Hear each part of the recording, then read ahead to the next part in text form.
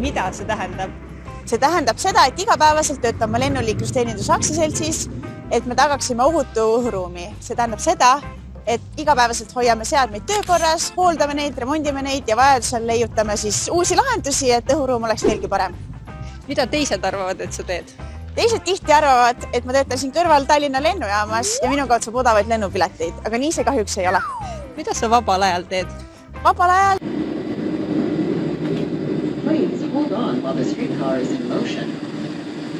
oma perega. Sa oled tippsportlane. Mida sport sulle õpetanud on?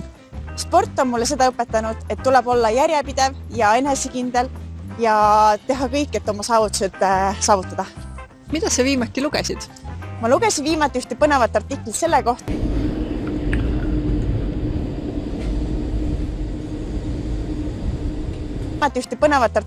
kohta.